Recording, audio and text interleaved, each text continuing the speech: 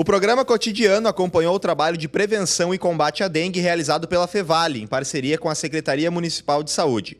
Os alunos da universidade trabalham como agentes, inspecionando pátios de casas em diversos bairros de Novo Hamburgo para identificar possíveis focos da doença.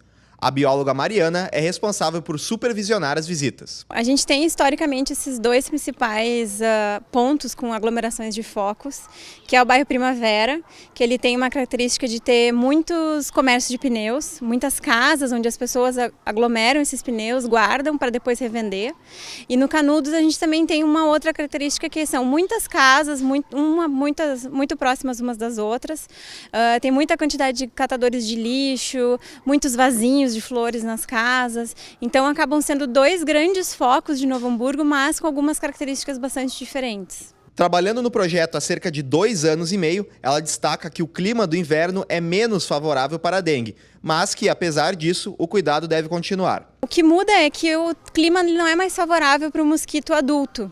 A gente tem o verão, onde a gente tem esses períodos de chuvas nos finais do dia e o dia inteiro com calor, que acaba sendo o período perfeito para ele se reproduzir, para ele se alimentar, para ele voar.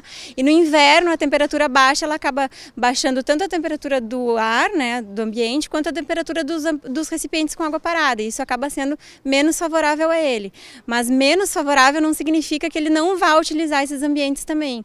Então a gente tem que ter as mesmas precauções, a gente tem que ter o mesmo método de prevenção, porque ele vai ocorrer se tiver água parada sim.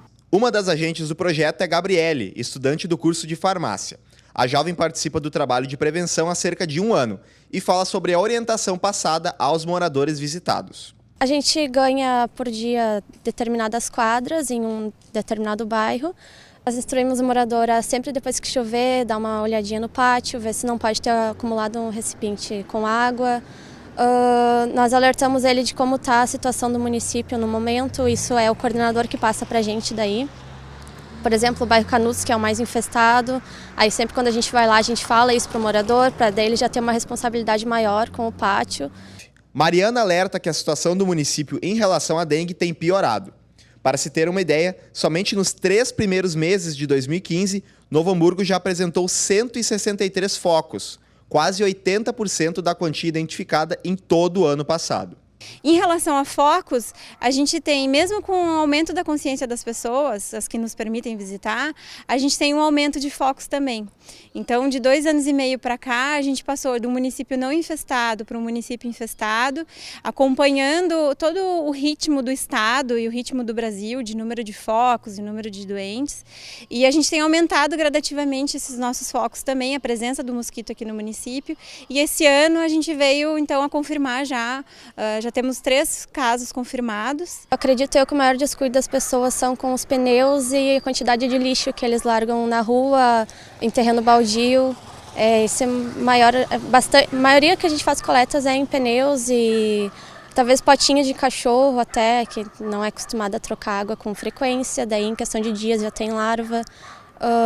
Bromélias, a gente instrui bastante os moradores a ter cuidado com as bromélias, porque elas acumulam muita água e a água não sai dali, então a gente sempre auxilia a eles em questão disso. 2 anos e meio atrás, as pessoas nos negavam muito mais as residências, as pessoas não sabiam tanto da doença, e agora, desde essa época, a gente está visitando mais as casas, a gente está num trabalho diário mesmo, mais pesado, e as pessoas elas já estão mais acostumadas a nos receber, elas estão mais acostumadas a nos ver diariamente nas ruas.